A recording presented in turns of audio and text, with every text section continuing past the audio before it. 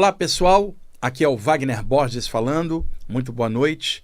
Estamos iniciando o programa Viagem Espiritual, aqui pelos 95.7 FM da Rádio Vibe Mundial de São Paulo. Nosso programa aí às quintas-feiras, a partir das 19h30 e aos domingos, às 10 horas da manhã.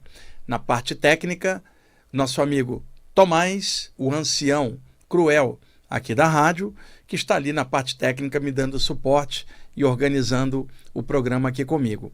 Bom, eu selecionei uma série de apontamentos para hoje sobre um tema que muita gente me pergunta, porque não tem tanta literatura específica sobre esse tema, que é chakras secundários.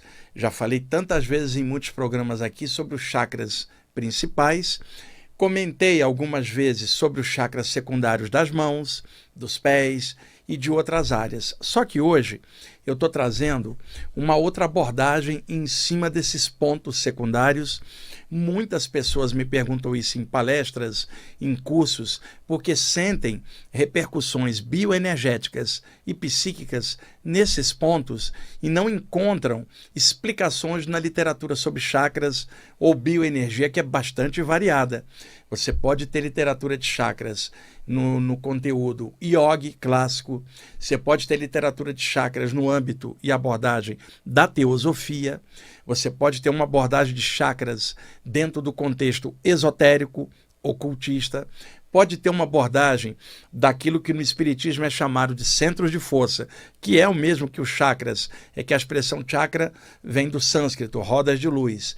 Já o André Luiz, aqui na série Nosso Lar, chamava de centros de força, por ser uma expressão que ele achou apropriada mais para o brasileiro, ou seja, um país no hemisfério ocidental. Então, chakras, centros de força, centros psíquicos, são apenas nomes dos vórtices energéticos no campo psíquico que ganham nomenclaturas variadas de acordo com cada cultura ou área que os mencione. Mas se observarmos claramente, não há muita literatura em aberto sobre os chakras secundários, porque naturalmente o foco é em cima dos 7 chakras principais que estão conectados às glândulas do sistema endócrino, que são 7. Quando você fala endócrina, vem da palavra grega endo, por dentro.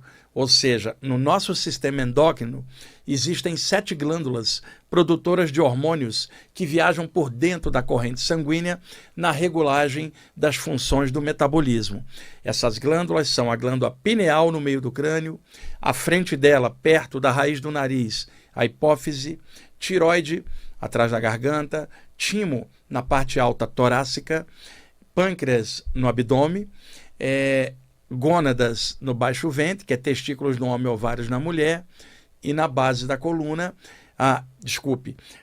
na parte de trás das costas, em cima dos rins, as suprarrenais ou adrenais, que estão ligadas ao chakra da base da coluna. Quando a energia sobe pela base da coluna, ela flui pelos músculos intercostais e pega as 2 glândulas em cima dos rins, as adrenais. Então, a classificação inicial de chakras, a primeira que surgiu, foi a classificação yogi, em sânscrito, na velha Índia. Posteriormente, foram surgindo outras áreas que também trabalhavam esses centros energéticos usando outras nomenclaturas e outras abordagens. O parâmetro que se usava desde a velha Índia e que acabou pegando na literatura de chakras internacional era chakra de primeira divisão, série A, é chakra que estiver conectado com uma das glândulas do sistema endócrino. Ora, qualquer outro chakra fora do âmbito desses 7 chakras ligados às glândulas endócrinas são considerados chakras secundários, porque não tem glândula e tem funções não essenciais para a vida, mas sim que podem ter funções secundárias. Exemplo, temos chakras nas palmas das mãos e pontas dos dedos. São excelentes para quem aplica energia com as mãos, mas uma pessoa sofre um acidente, perde as mãos, ela continua viva, encarnada e pode projetar energia por um dos 7 chakras, mas a região conectada aos 7 chakras são regiões vitais que se baseiam na vida que o corpo físico recebe da energia. Então, chakras secundários não são essenciais para a vida, mas têm importância relativa porque estão conectados a algumas áreas, apenas estão fora do fluxo da energia do eixo da coluna e dos chakras principais.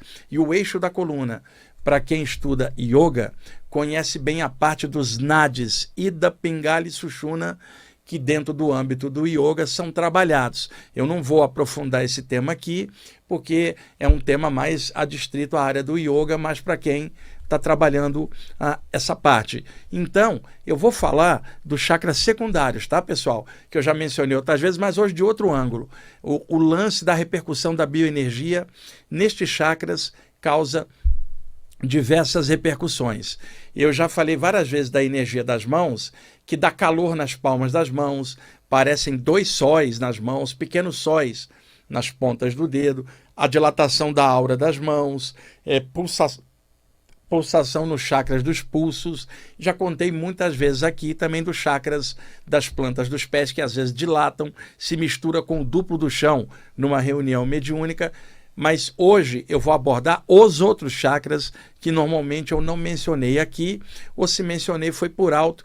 Hoje eu quero aprofundar um pouquinho, mas entendam, isto aqui é um programa de rádio, eu não tenho uma imagem para te mostrar projetada numa tela, sabe? Não tem um quadro para criar um diagrama ou explicar e traduzir uma expressão. Então entendo a limitação de explicar um tema desse só utilizando o vocal aqui. E isso também não é um curso com muitas horas que eu possa explicar com minúcias, mas eu acho que dá para fazer um resumo que possa ajudar a vocês. Outra coisinha antes de entrar nisso. Quando eu menciono que o sistema endócrino está conectado com a parte dos chakras, esse é o sistema clássico. Mas é claro que surgiram vários sistemas que trabalham além dos 7 chakras, como a cura prânica, por exemplo, tá? Como alguns trabalhos da área taoísta chinesa, que sequer utiliza a expressão chakra, porque vai utilizar expressões dentro do contexto chinês, os pontos de acupuntura e outras abordagens diferentes. Então, ao mencionar o sistema endócrino, ligado a cada um dos chakras, tem às vezes estudante espiritual que estranha, porque outro dia eu estava numa live falando sobre isso e alguém justamente, a pergunta era pertinente, perguntou lá no chat: ora, mas a parte de glândulas, ela não era tão falada na antiguidade, né? Se tem o estudo de glândulas aqui, mais específico da medicina do século XIX para cá, principalmente o século XX, e já se mencionava alguma coisa de glândulas nos séculos passados. Inclusive o grande René Descartes, grande estudioso francês, filosófico, científico, um cara espetacular, ele cunhou uma frase no século XVI na França, que até hoje é usada dentro de estudos ocultistas, mas acabou pegando a nível popular. A frase diz a seguinte coisa: a glândula pineal é a sede da alma. Ele é o cara que criou essa frase. E aí muita gente estranha. O René Descartes, acontece que o René Descartes era Rosa Cruz, pessoal. Inclusive dentro da AMORC, a Rosa Cruz oficial, você tem menções ao René Descartes. E dentro da AMORC tem livros sobre glândulas também. As pessoas não tinham esse acesso antes, porque os livros circulavam para os membros da Ordem Rosa Cruz. Então, não aparecia. Então, havia esses estudos que a Rosa Cruz sempre teve nos bastidores, dentro do seu trabalho clássico, esotérico, sendo uma ordem esotérica, natural, muito séria, muito boa. Eu tenho muitos amigos na AMORC, já dei muitas palestras em várias lojas da AMORC, já frequentei a biblioteca da AMORC. Eu não pertenço a área nenhuma, mas eu tenho muita amizade com muita gente de várias áreas. Pela forma mais aberta e universalista que eu trabalho, eu entro em vários âmbitos falando da parte espiritual de uma forma justa, equilibrada, né, dentro de cada contexto. Então, o que acontece? Esses alunos que perguntam: mas esse negócio da glândula não é novo? Não, na Rosa Cruz já tem, e os estudos da Rosa Cruz remontam ao Velho Egito. Já se falava nisso lá atrás, mas durante séculos tudo isso foi muito esotérico, muito ocultista, e não vazava em aberto. Outra coisa, dentro do hinduísmo antigo, principalmente os mestres yogis antigos, conheciam a parte das glândulas endócrinas, mas não passavam aquilo para fora do âmbito do ensinamento do mestre para o discípulo. Então, muita gente estranha quando se fala de glândula com chakras. Ah, mas os chakras vêm lá da velha Índia, mas a parte de glândula é moderna. Não, a parte de glândula não é moderna. Ela sempre foi estudada em âmbitos yogis ou ocultistas. Apenas em aberto não aparecia. É só um esclarecimento. Eu gosto de deixar a informação muito bem fundamentada e as pessoas podem correr atrás e achar essas mesmas informações, tá bom? Então vamos lá. E só também situando outra coisa. Sistema de chakras clássico, 80% da literatura internacional mundial sobre chakras vai falar do alto da cabeça até a base da coluna em linha reta. Entretanto, alguns sistemas vão falar do chakra do baço, como a área espírita ou a área teosófica, por exemplo. O baço, em inglês, é chamado spleen, que é baço em inglês. O derivado de spleen é esplênico.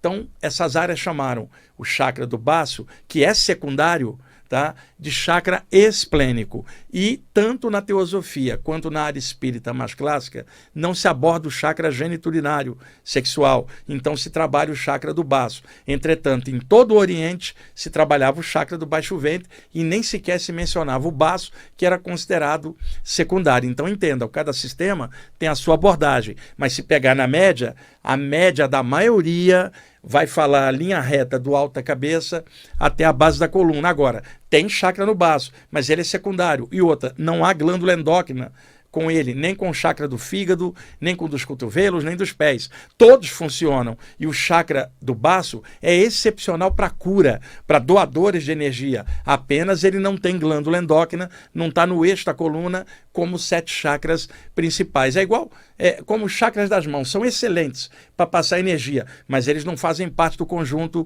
dos 7, são secundários. E o chakra esplênico também. É que algumas áreas trabalham o esplênico como se fosse um dos 7, cortando o chakra geniturinário por pudor religioso, ou não quer uma abordagem sobre sexualidade, só que ali embaixo tem as gônadas, testículos no homem e ovários na mulher, que têm funções biológicas, e o chakra do baixo ventre não é só sexual, ele é gênito urinário. A função dele é complexa, e uma pessoa, se não urinar, ela morre, ou tem que fazer hemodiálise. Não dá para tirar esse chakra dali, porque a função urinária no baixo ventre é vital para a manutenção da vida do corpo. É que muita gente só falava daquilo como chakra sexual. Não, ele é gênito, urinário, assim como o chakra cardíaco no peito. Não é só cardíaco, é cardiorrespiratório. Precisa ampliar um pouco o estudo dos chakras, usando todas as bases e equilibrar para ampliar e não ficar preso somente em parâmetros mais limitados. E os chakras secundários, então, eu vou entrar neles agora, para explicar algumas repercussões. Vamos lá. Já comentei várias vezes com vocês que chakras principais têm secundários que funcionam como satélites, ajudando aquele chakra principal no conjunto. O chakra frontal, tá, tem como secundários as 2 têmporas, onde tem de cada lado das têmporas um pequeno chakra que são secundários do chakra da testa. Muitas vezes o chakra da testa está sobrecarregado e aí a energia flui lateralmente, saindo pelas têmporas e aliviando a parte central. Outra coisa, o chakra da testa também há controvérsias dependendo da área onde você estuda. O nome original do chakra surgiu na Índia, era o Sahasrara, o lótus das 1000 pétalas no alto da cabeça, chamado no ocidente coronário, o Ajna Chakra, que é o chakra de comando, chamado aqui de chakra frontal, mas tem variações, o Vichuddha Chakra, que é o chakra laríngeo, Anahata Chakra, que é o chakra cardiorrespiratório, Manipura Chakra, que é o chakra umbilical, Swadhisthana Chakra, que é o chakra do baixo ventre, e Muladhara Chakra, que é o chakra da base da coluna. Então, o chakra da testa foi chamado de Ajna, o centro de comando. Óbvio, porque está ligada à glândula hipófise, logo atrás da testa, que é a glândula de comando do sistema endócrino. Por isso, os hindus chamaram ágna, porque a função da glândula estava revelada no nome do chakra. E situavam este ponto entre as sobrancelhas, não era no meio da testa, era entre as sobrancelhas, e este ponto entre as sobrancelhas também ganhou muitos nomes. Na Kriya Yoga é o Kutastha, que é o ponto mais elevado. Em algumas áreas de yoga é chamado também de Trikuti, que é o ponto interciliar. E ali tem um chakra, um centro energético. Naturalmente que a abordagem ocidental, ela trabalha pela região, não tão específica quanto a parte yoga classificava. Então aqui, o Leadbeater, em 1926, publicou o livro Chakras, em inglês, que se tornaria um clássico. E aí ele chamou de chakra frontal. Acontece que na testa nós temos 3 chakras. Tem o Ajna Chakra, aqui entre as sobrancelhas, um pouco acima o chakra Manas e um pouco acima dele o chakra Soma, formando um conjuntinho de 3 pontas, de 3 centros, 3 pontos. Temos o Ajna, o Manas e o Soma, formando todo um centro energético na altura da testa, pegando a testa desde entre os olhos até o alto da cabeça. Aqui o alto da testa, onde a raiz do cabelo surge. Na área da cura prânica, Choa Kok Sui, o grande mestre da cura prânica, falava do chakra Ajna e falava de um outro chakra acima, que era o chakra da testa, ou chakra frontal. Ele localizou esse outro ponto, mas tem um terceiro ainda. Então, para facilitar, considere os 3 pontos como uma área só, que é a testa, e chame de chakra da testa, para não ficar perdido em minúcias. Porque quando alguém irradia a luz pela testa, não importa se ela está pensando aqui em cima, a testa inteira vai acender, é uma região inteira. Então trabalha de uma forma mais com a região como um todo. Uma esfera de luz, como se fosse um sol na testa inteira, de dentro para fora, pegando desde a sobrancelha até a raiz do cabelo, onde tem 3 pontos dentro, um deles é o Ajna. Eu só estou ampliando um pouquinho, porque muita gente tem dúvidas sobre isso, que cada sistema aborda de um jeito. Aqui eu estou dando um sistema mais conciso, mais equilibrado, para facilitar o estudo de vocês. Então, voltando aos secundários, chakras das têmporas, pessoal, tá? Esses 2 chakras apresentam um sintoma que, inclusive, recentemente, muitas pessoas têm me perguntado isso em palestras e cursos. Que sintomas são esses? Esses 2 chakras das têmporas podem ter as mesmas sensações de qualquer outro chakra. Pulsação, de dentro para fora, parece um sol esquentando em cada têmpora, sensação de dilatação da aura das têmporas. Esotericamente, esses 2 pontos aqui laterais das têmporas eram representados como 2 asas ou 2 abas saindo lateralmente. Por isso que o yantra do chakra Ajna na Índia era um círculo com 2 asas. As 2 asas são os 2 hemisférios cerebrais, ou a metáfora das 2 têmporas, onde também tem chakras. Qual é a sensação que muita gente me comenta sobre isso? Os canais lacrimais que a gente tem, eles servem para desintoxicar tensões de dentro do corpo.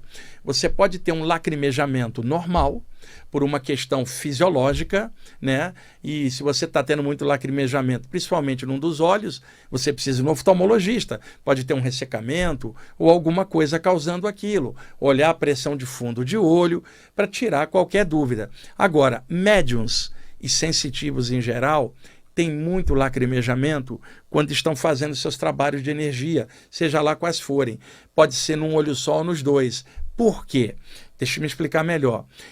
Quando alguém está com uma tensão emocional, uma pressão emocional, qual que é o vazadouro daquilo? As lágrimas. A pessoa chora e aí, através da parte emocional, o corpo tem canais lacrimais para liberar em forma de lágrima, psicossomaticamente. A emoção é psíquica, as lágrimas são somáticas. Só que a psique, ou emoção e pensamento, afeta a parte física. Então, quando alguém chora, libera tensões de dentro, libera emoções. E existe também o choro de adrenalina, choro de raiva ou de tensão, a pessoa começa a lacrimejar. É uma forma do corpo liberar a tensão de dentro. Então, os canais lacrimais, eles ajudam a liberar o que está dentro para fora. Então, médiuns, curadores e curadoras e sensitivos, como tem uma movimentação de energia muito grande, muitas vezes o corpo projeta essa energia para fora para liberar um eventual excesso através do lacrimejamento, que é uma das sensações mais comuns de acontecer com pessoas mais sensíveis. Ocorre que tem um outro sintoma também associado aqui, uma sensação que está derretendo e que está descendo um líquido aqui pelas têmporas, escorrendo pelo rosto, um líquido invisível, como se pelas duas têmporas tivesse descendo cera derretida, ou um líquido quentinho descendo.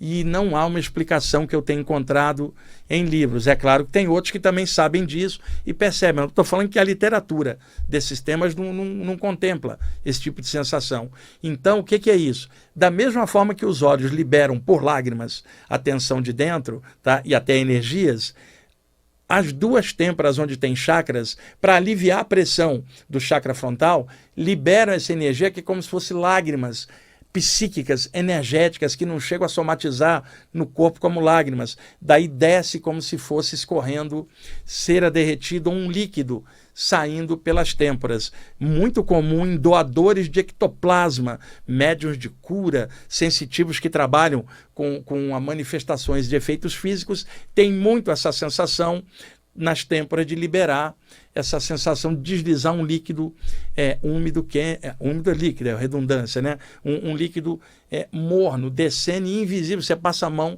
não tem nada, mas a sensação é essa. Então tá aí a explicação para vocês. Muita gente recentemente tem me perguntado sobre isso. Vamos lá, deixa eu marcar aqui que eu já expliquei isso aqui para não voltar em outro programa. Tá. Pode haver também um escorrimento energético pelos ouvidos.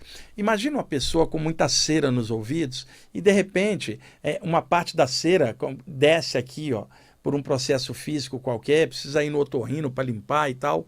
Pode acontecer, ou uma infecção nos ouvidos, uma otite, causar, às vezes, uma inflamação e descer, de repente, pus aqui de dentro para fora, né, a sensação de algo descendo como um líquido. Ocorre que, da mesma forma que os chakras das têmporas liberam ectoplasma e energias descendo, pode acontecer a mesma coisa na aura das orelhas e do ouvido, descer pelos canais dos ouvidos. Detalhe, o chakra frontal está ligado com os olhos e a raiz do nariz e as têmporas. Entretanto, os ouvidos estão ligados ao chakra laríngeo. Deixe-me comprovar isso para vocês. Se você vai no oftalmologista cuidar dos seus olhos, ele vai lidar com os olhos, ele não vai lidar com respiração, nem com aparelho auditivo, nem garganta. Ele vai lidar com a parte da oftalmologia. Entretanto, o otorrinolaringologista, o que ele vai fazer? Ele vai trabalhar garganta, nariz e ouvidos. É um sistema integrado, otorrinolaringológico, vamos chamar assim, enquanto que aqui é o oftalmológico. Então, o frontal lida com os olhos e as têmporas, e o início da raiz do nariz. O laríngeo pega a boca, garganta, os canais auditivos e parte do nariz. Então, repercussões do chakra laríngeo podem repercutir nos ouvidos. E eu já mencionei também aqui em outros programas que existem chakras laterais no pescoço, que também podem dar efeito nos dois ouvidos. Então não estranhe médiuns, curadores, sensitivos, ter a sensação de estar derretendo algo e descendo pelos ouvidos, mas não tem inflamação, não tem nada, nem cera. E sabe onde isso é mais comum, pessoal? Durante o sono. A pessoa vai acordando com essa sensação que está escorrendo algo. Ela vai, tenta pegar e não tem nada. É muito comum quando havia doação de energias fora do corpo, pela projeção extrafísica e através do cordão de prata. Quando a pessoa é puxada de volta, aquela manifestação que trouxe a energia pode também fazer vazar o excesso pelos ouvidos. Aí a sensação é igual a das têmporas, mas o motivo é outro. A dos ouvidos está ligada ao chakra laríngeo e das têmporas está ligada ao chakra frontal. Então, deixa eu marcar mais esse aqui. Tem um monte de coisa de chakra laríngeo. Tomás, quer que abra as linhas para o pessoal ligar? Você prefere... Pode ir? Então não vai ter intervalo? Ah, então eu pensei que você ia deixar direto, cara. Então vamos fazer o seguinte. Eu vou deixar as linhas abertas, tá? O Tomás está me pedindo para deixar as linhas abertas, gente, tá? Sabe por quê? A diretoria aqui da rádio sempre pede para deixar interação ao vivo com as pessoas que estão escutando o programa. Então, vou deixar as duas linhas abertas e o que a gente vai fazer? No próximo programa, eu pego a sequência do que eu estava falando aqui, os outros chakras secundários, tá? Por um primeiro bloco já tá bom, eu poderia emendar no segundo bloco, mas como o programa está ao vivo, eu vou deixar abertas as linhas, porque como eu viajo muito, às vezes eu tenho que gravar e não tem como fazer interação. Por exemplo, semana que vem estarei no Rio de Janeiro, entre quarta e domingo, então tanto o programa de quinta quanto de domingo vão estar gravados. Então aí eu posso falar bastante dos temas nos dois blocos, mas ao vivo há uma prioridade para deixar também as perguntas, tá bom? Perguntas dentro do tema, por favor, para a gente otimizar e ganhar tempo. Telefones 11 31 71 0221, vou repetir, 11 31 71 0221 e 11 32 62 44 90. 32 62 44 90, pode ligar agora, já na hora do intervalo, e aí assim que a gente voltar da vinheta de intervalo, o Tomás já passa as ligações de vocês, tá bom? Daqui a pouquinho a gente volta.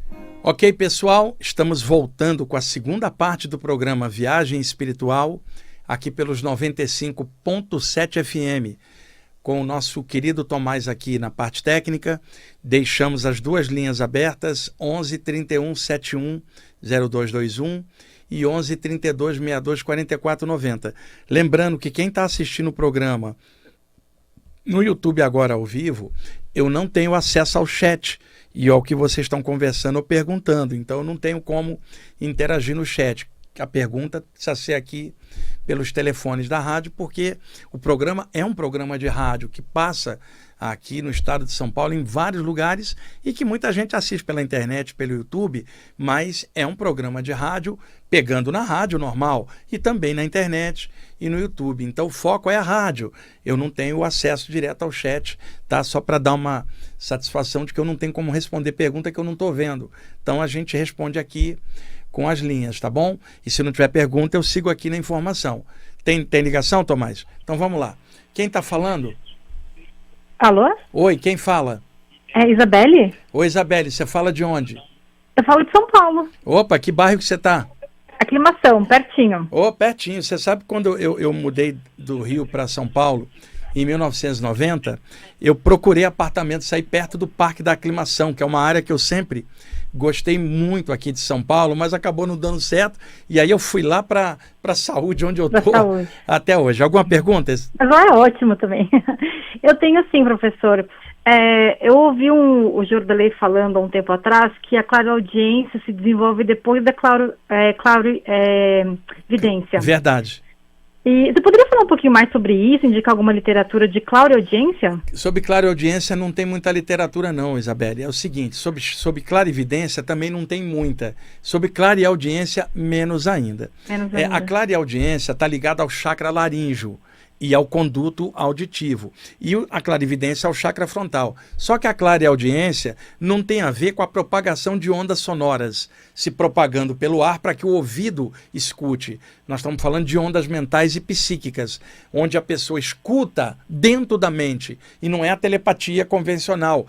A telepatia pode ser vários níveis, em bloco, ideias, como pode ser articulada mente a mente. Mas às vezes a pessoa escuta dentro da mente como se alguém falasse ali dentro, e isto é clareaudiência, que é diferente da telepatia. Está radicada no chakra da garganta. Os autores que falaram um pouquinho, que eu assim me lembro de cabeça, são dois. Charles Webster Leadbeater, se eu não me engano, no livro Os Chakras, que você pode achar facilmente, e também o livro O Dupletérico, do Major Arthur Powell, que era da teosofia também, compilou muita coisa dos autores teosóficos. São os dois, onde tem um livro, mas é raríssimo, é um livro de ocultismo, de um ocultista francês do século XIX chamado Faneg, que tem um material sobre clarividência e clareaudiência, que hoje é muito raro de achar, tem um exemplar bem raro. Então tem também o Papy, que era da ordem martinista, que no século XIX falou algumas coisinhas que ele escutou do Faneg, mas são literaturas hoje que você não encontra. Então dá uma olhadinha, Leadbeater, Os Chakras, e Arthur Powell, o duplo etérico, porque na hora que eles descrevem os chakras, mencionam um pouco sobre a clareaudiência. E há também alguns fragmentos sobre isso na literatura do André Luiz, através do Chico Xavier, na série Nosso Lar, mais fragmentado, distribuído nas diversas obras, né? Não tem realmente muita coisa, não. Tem alguma coisinha mencionada, mas em literaturas outras. E dá uma olhadinha também, quando puder, no livro Elucidações do Além, do Ramatiz, pelo médium Exílio Mais, que também tem algumas coisinhas nas últimas partes do livro, quando fala de chakras, duplo etérico e energia. E o Jordelei, que é um médium excelente, meu amigo há muitos anos, está corretíssimo.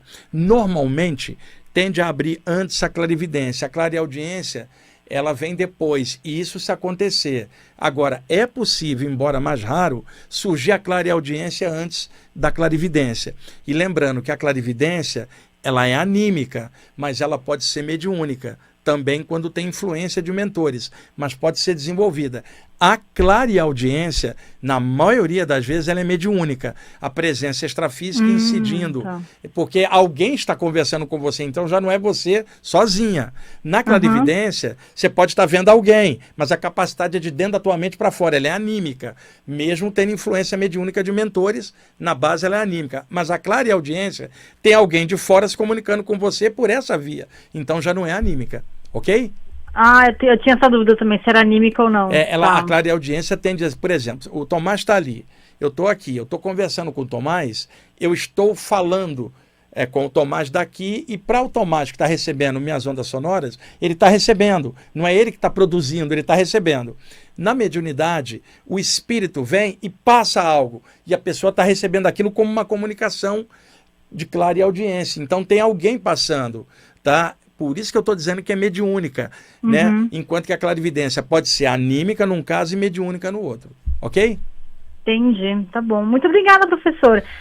E para eu conseguir assistir um dia ao vivo, como que eu faço? Tem que ligar a semana inteira. Eu faço palestras às sextas-feiras, estando eu em São Paulo sem viajar. Amanhã vai ter a primeira palestra do ano. Professor, é na rádio. Assistir aqui na rádio? Você pode... Porque está vendo que é possível. Sim. Não, você pode, por exemplo, se você quiser vir domingo, eu vou estar ao vivo aqui fazendo o programa. Vem domingo aqui, às 10 da manhã. Domingo às 10 da manhã. Esse domingo agora. A próxima semana, na quinta e no domingo, eu estarei no Rio fazendo palestras, e aí vou deixar o programa gravado, não vou estar fazendo ao vivo. Mas na outra semana, quinta, nesse horário eu estou ao vivo, e domingo também, exceção da semana que vem. Você pode vir domingo se quiser, ou a outra quinta da outra semana. Quando eu estiver de volta, é só vir. Pode vir. Eu vou deixar teu nome aqui na portaria. Isabelle, né? Vou deixar teu nome ali. Se quiser, pode trazer algum amigo, pode vir junto, tá bom? Tá bom, e uns comes e bebes, né? Não, comes e bebes é com o Tomás. E ele falou que a visita é que tem que trazer o comes e bebes, né, o Tomás? Isso, vou levar. E ele falou o seguinte, se é para trazer comes e bebes, vem de quinta que ele tá aqui, que domingo é o Pedro. Então tem que ser de quinta, né, Tomás? Pode vir de quinta, esse é só a próxima quinta e o domingo da outra semana. Mas esse domingo agora eu vou estar ao vivo e na outra semana ao vivo normalmente, tá bom? Tá bom, perfeito. Obrigada. Então tá, obrigado por você ter ligado. Obrigada, tchau. Tomás, mais alguém na linha? Por favor, quem está falando? Olá. Caiu a linha. Mais alguém? Gente, liga muita gente. Às vezes sobrecarrega ali e cai. Por favor, liga de novo. Vamos lá? Quem está falando? Boa noite, é Bruna, Rádio Mundial? É a Rádio Mundial. Quem é você? Meu nome é Bruna. Oi, Bruna.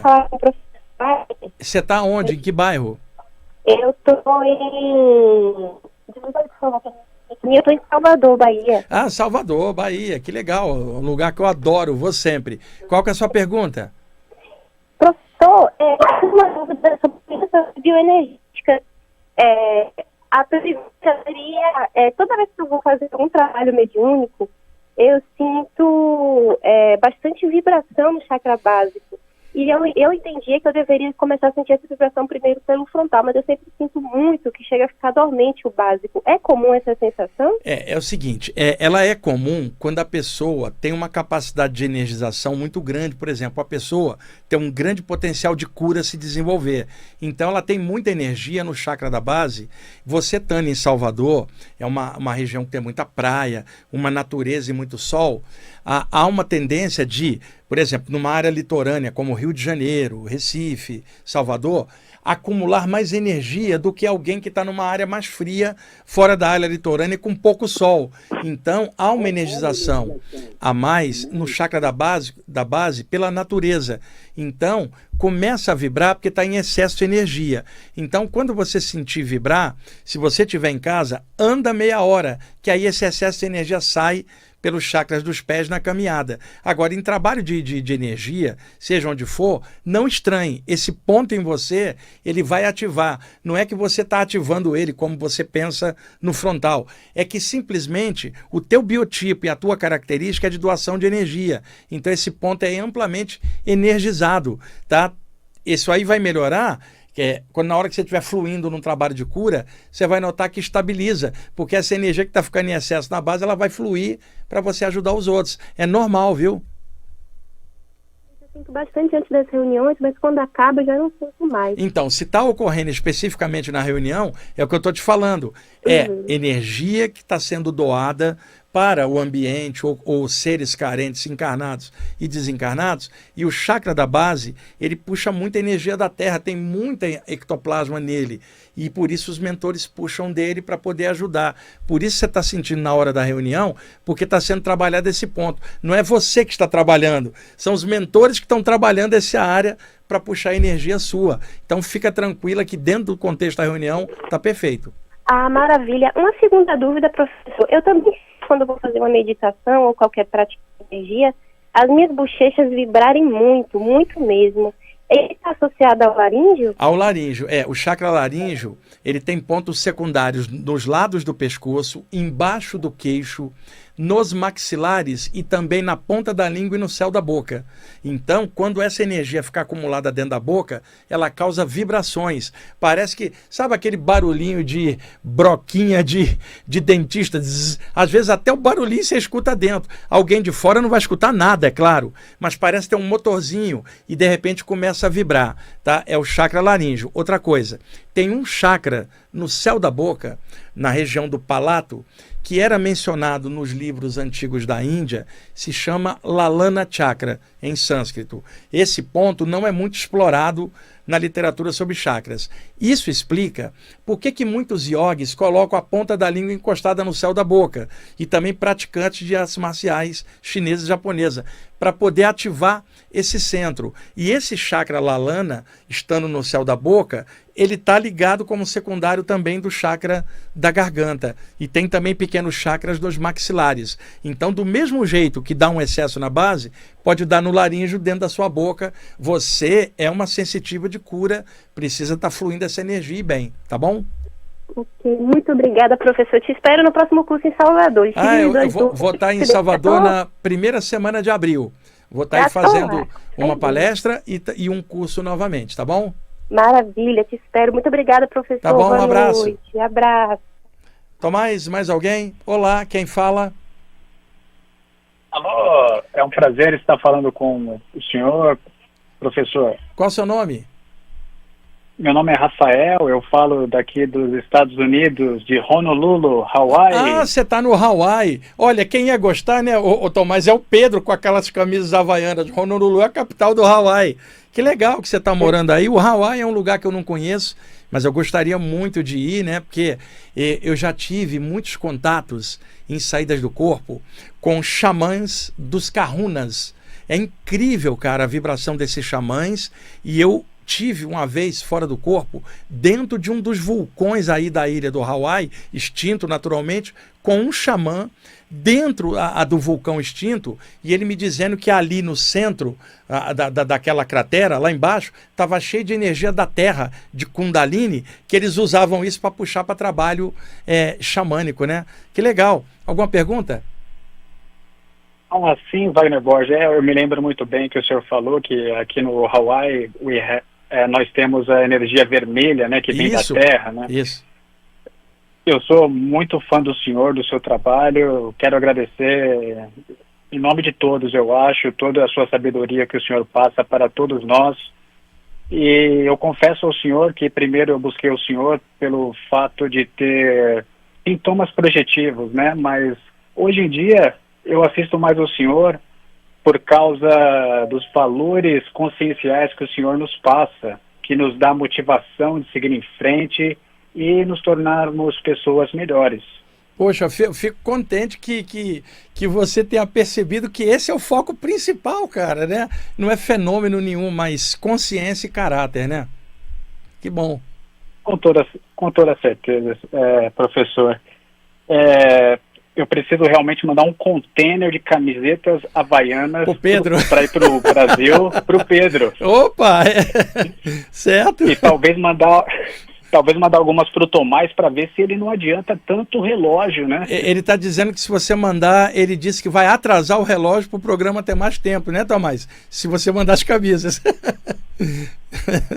Professor, eu sei que o seu tempo é curto, ainda mais com o Tomás, mas eu gostaria de dizer uma das experiências que eu tive foi que eu tenho quase certeza que foi uma viagem astral e que eu encontrei com o senhor. E era impressionante, eu não me lembro muito bem, mas o senhor flutuava no ar, assim, numa posição de meditação. E eu chamava pessoas ao entorno, dizendo-nas, olha, como isso é possível? Ele está flutuando, nossa, isso é possível? Eu também quero tentar. E coincidentemente, professor Wagner Borges, no seu programa seguinte da viagem espiritual, o senhor relatou que flutuava para ver se despertava espíritos que ainda pensavam que estavam vivos. Isso. Então eu fiquei fiquei completamente chocado com esse depoimento do senhor. Eu me lembro que foi o seguinte, isso aconteceu várias vezes. Não só comigo, né, com outras pessoas que também têm saídas do corpo. A pessoa fora do corpo é levada até um determinado ambiente onde tem vários espíritos desencarnados que não aceitam a ideia de que passaram para outro plano. A configuração deles é humanoide, é como se eles estivessem encarnados em outro lugar, mas sem o corpo humano, porque a mente deles funciona como se fosse alguém daqui. E eles não flutuam, são bem condensados, né? Parecendo seres humanos bem compactos.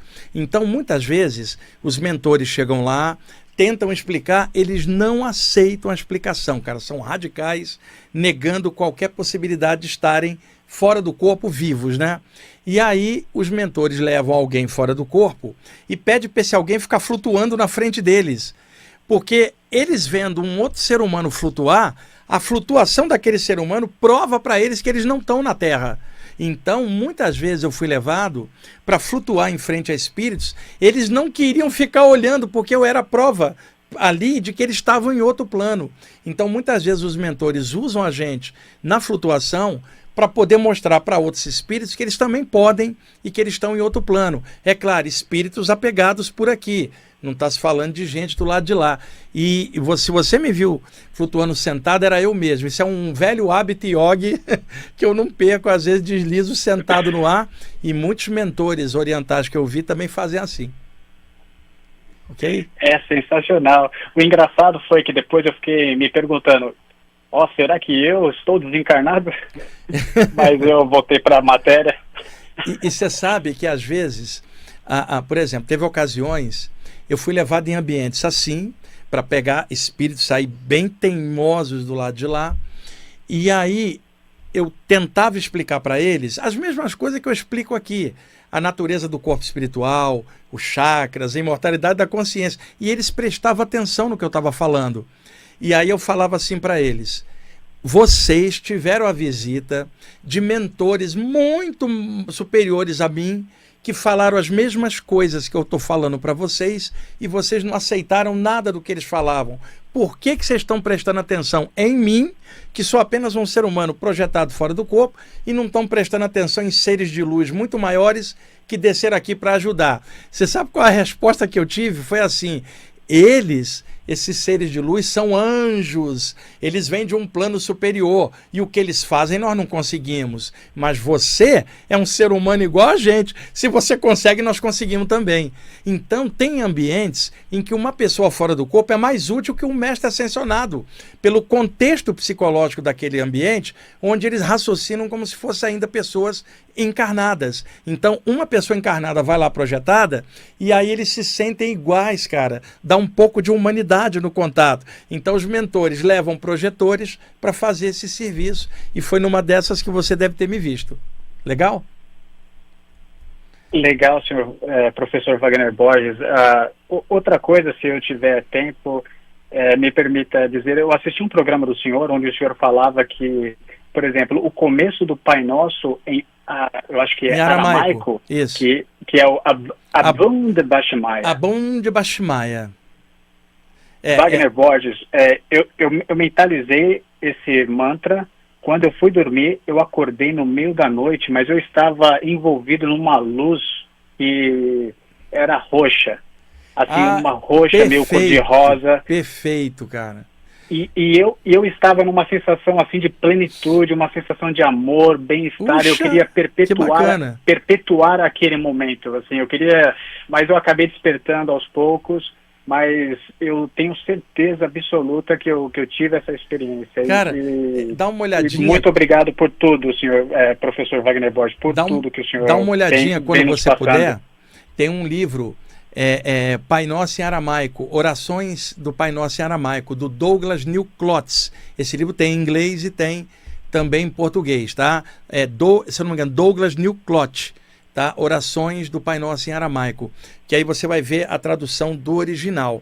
E eu contei uma experiência aqui uma vez, já contei muitas vezes ao longo dos anos, uma experiência que eu tive em Salvador com esta palavra, essa frase, Abum de Bashmaya, onde foi resgatado um espírito trevoso, e eu já contei isso aqui várias vezes. Eu vou até fazer o seguinte, tá?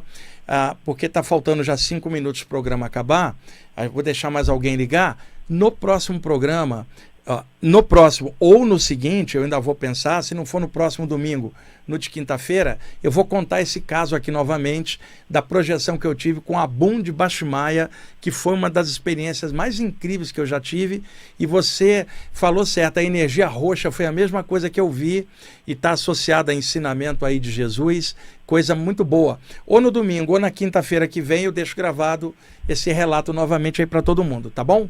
E obrigado por você ter ligado, viu? Vou falar com o Pedro, que teve ligação de Honolulu. Obrigado. Tá certo, professor Wagner Borges, muito obrigado. Eu tenho o seu livro Viagem Espiritual, comprei o livro Na Luz dos Pretos Velhos. Opa. E também tem o seu livro que o senhor recomendou, do Khalil Gibran, O Filho do Homem. Cara, esse livro. É o grande livro sobre Jesus que eu acho, pro meu gosto. O Khalil Gibran, o autor do Profeta, e esse livro, O Filho do Homem, editora Martin Claret, cara, é um dos meus livros de cabeceira, viu, cara? A imagem que sai de Jesus é um Jesus mais próximo, mais humano, não aquele Jesus religioso, mas um Jesus amigo, próximo, como a gente sente que é. Que legal que você está lendo. Um abração, viu? Muito obrigado. Outro Wagner Borges, muito obrigado pelo seu tempo, e toda a equipe da rádio e todos os ouvintes. Tomás está mandando um abraço também e está cobrando já as camisas, viu? Outro abraço.